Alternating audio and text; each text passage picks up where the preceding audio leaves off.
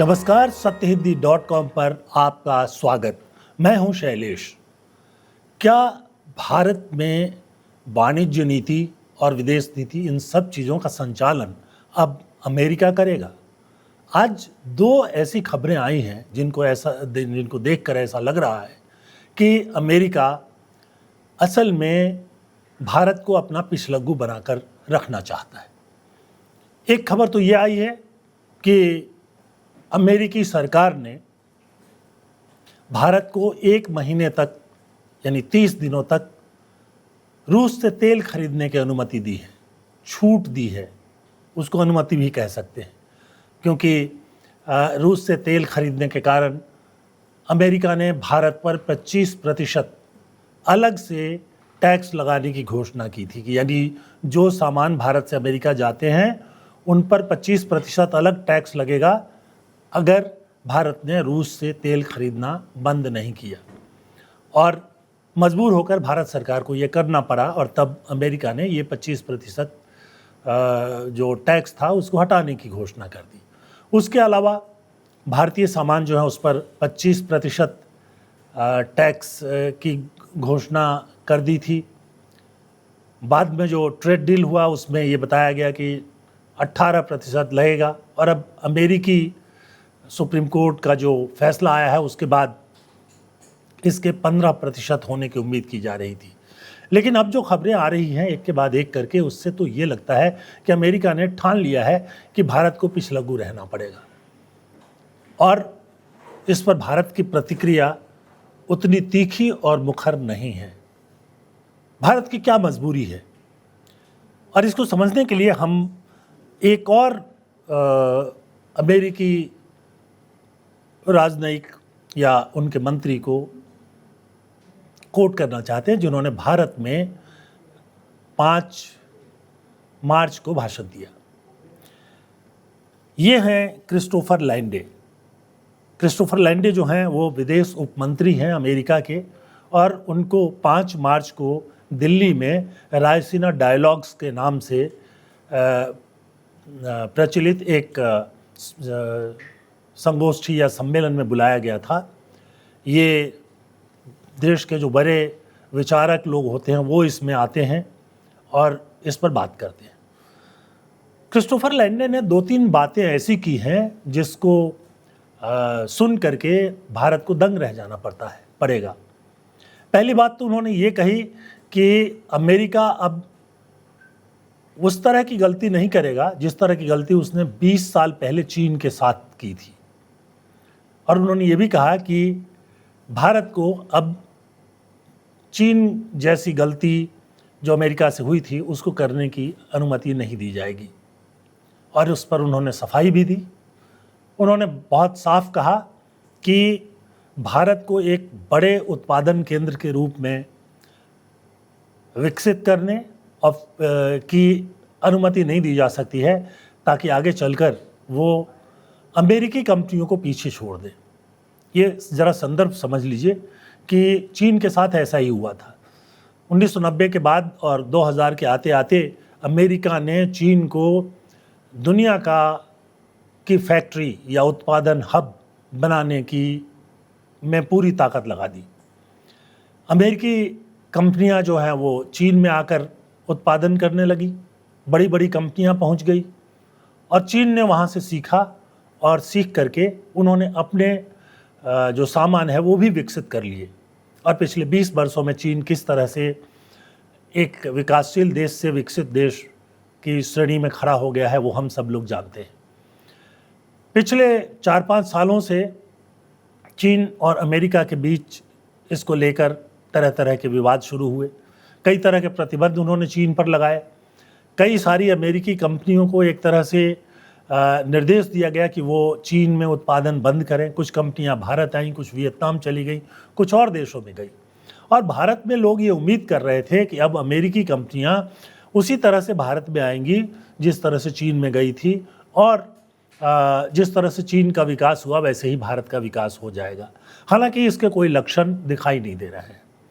पिछले 5-6 सालों में कुछ कंपनियां आई हैं भारत में, उनका उत्पादन शुरू हुआ है, लेकिन अभी भी चीन के रास्ते पर जाने में काफ़ी समय लगेगा। भारत उससे बहुत पीछे है और चीन ने जब विदेशी कंपनियां आई तो उनको सामने रख कर के अपनी जो उत्पादन शक्ति विकसित की है वो जो है ज़्यादा महत्वपूर्ण है। आज चीन पर बहुत सारे उत्पादनों के लिए अमेरिका से लेकर दुनिया के सारे देश निर्भर हो गए हैं।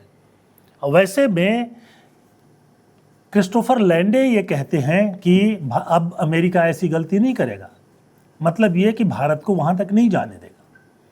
मतलब ये कि भारत को ऐसी उत्पादक शक्ति नहीं बनने देगा कि वो अमेरिकी कंपनियों पर भारी पड़ने लगे।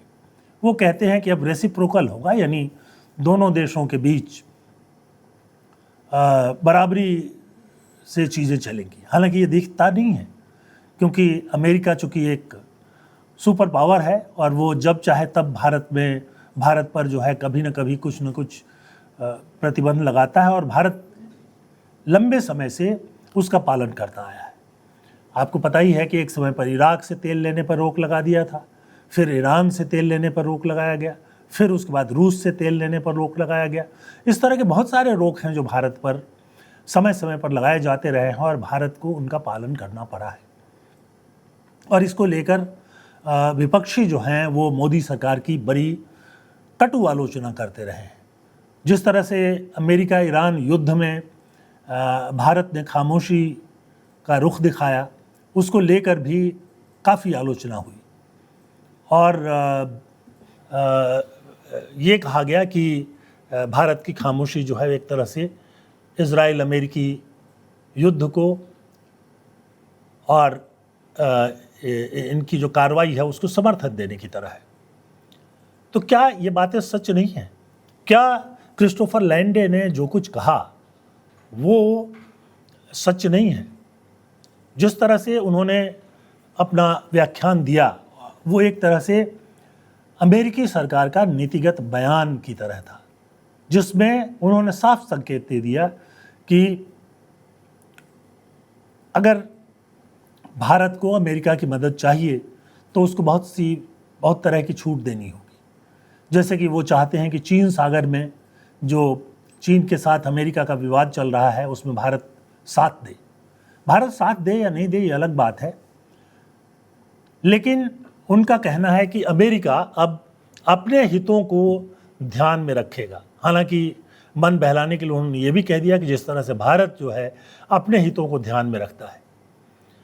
अब ये समझने की बात है कि क्या अमेरिकी दबाव के आगे भारत अपने हितों का ध्यान रख पा रहा है? क्या अमेरिका से महंगा तेल खरीद करके और ज़्यादा किराया दे करके भारत लाने के बाद भारत जो है वो अपनी कीमतों को स्थिर रख पाएगा? क्या औद्योगिक उत्पादन से लेकर के बाकी सारी चीज़ें जो ऊर्जा पर निर्भर हैं वो अभी की स्थिति में चल पाएंगी? रूसी तेल ने एक काम तो कर दिया था कि भारत में कोई करीब 1 साल हो गया है कि तेल की कीमतें जो है नहीं बढ़ी हैं। तो क्या ये स्थिति बनी रह सकती है? अमेरिका की तेल जो है वो महंगा है और उसके साथ साथ अमेरिका से भारत तक लाने में खर्च भी ज़्यादा है। अगर हम अरब देशों से लाते हैं तो वो सबसे सस्ता है, एकदम करीब है हमारे। वो रूस से लाते हैं वो भी कम दूरी है, लेकिन अब ये तो ज़्यादा दूरी हो जाएगी। और जिस तरह से क्रिस्टोफर लैंडे बोल रहे हैं भारत के बुद्धिजीवियों के बीच में, उससे बहुत साफ हो गया है कि अमेरिका की नीयत क्या है। अमेरिका चाहता है कि भारत उसका पिछलग्गू बना रहे और उसकी विदेश नीति का ख्याल रखे और उसके साथ साथ उत्पादन में उसका सहयोगी बना रहे। जिस तरह से चीन ने पहले विदेशी कंपनियों को अपने यहाँ जगह दिया और उसके बाद खुद को विकसित कर लिया, वो स्थिति नहीं आने पाए। आज चीन जो है अपने बूते पर खड़ा हो चुका है। चीन जो है वो सिर्फ अमेरिका पर या कुछ यूरोपीय देशों पर निर्भर नहीं है। वो दुनिया भर में, अफ्रीका में और जगहों पर, भारत में भी अपना बाजार विकसित कर चुका है। और कई तरह की ऐसी चीज़ें हैं जैसे रेयर अर्थ उसके पास ही है और बहुत सारी चीज़ें जो आजकल कार से लेकर टीवी तक हर चीज़ में ज़रूर लगाई जाती हैं जो चिप्स हैं, वो सारी चीज़ें जो है वो उसके उत्पादन में दक्षता प्राप्त कर ली है और इसके चलते वो अमेरिका को बराबरी की टक्कर देने की स्थिति में आ गया है। दोनों में एक फ़र्क है कि चीन जो है वो कर्ज देकर वहाँ रोड एंड बेल्ट जैसी स्कीम चलाकर या वहाँ पूंजी लगा करके अपने पक्ष में करता है और अमेरिका अगर ये सब नहीं भी चल रहा है तो फिर वो अपनी ताकत के बूते पर करता है, जैसा कि इराक़ में देखा गया, सद्दाम हुसैन हटाए गए, उसके पहले पूरी एक लंबी सूची है और अब इराक़ में वही चल रहा है। वहाँ परमाणु बम या परमाणु शक्ति उनके पास है या नहीं है ये तो बाद में पता चलेगा, लेकिन इराक़ में मास डिस्ट्रक्शन के हथियार नहीं थे ये तो पता चल गया। अमेरिका ने मान लिया और उन्होंने कहा कि गलत सूचना मिली थी। ईरान के बारे में भी उनको गलत सूचना मिली है, सही सूचना मिली है, बाद में आएगा।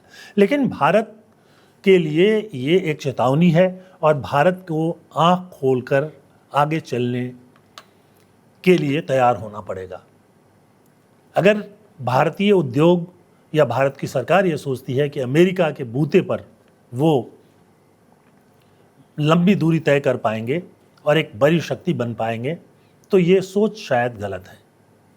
बहरहाल क्रिस्टोफर लैंडे के बयान पर आपकी क्या राय है कमेंट सेक्शन में आकर के आप ज़रूर बताएं और इसके साथ ही हमारा अनुरोध है कि हमारे प्रोग्राम को लाइक करें, चैनल को सब्सक्राइब करें और संभव हो तो satyhindi.com पर आकर हमारे सब्सक्रिप्शन यानी सदस्यता अभियान के बटन को दबाएं, देखें और संभव हो तो सहयोग करें। स्वतंत्र और निष्पक्ष पत्रकारिता को बचाने के लिए आपका सहयोग बहुत ज़रूरी है। आज के लिए बस इतना ही। बहुत बहुत धन्यवाद। नमस्कार।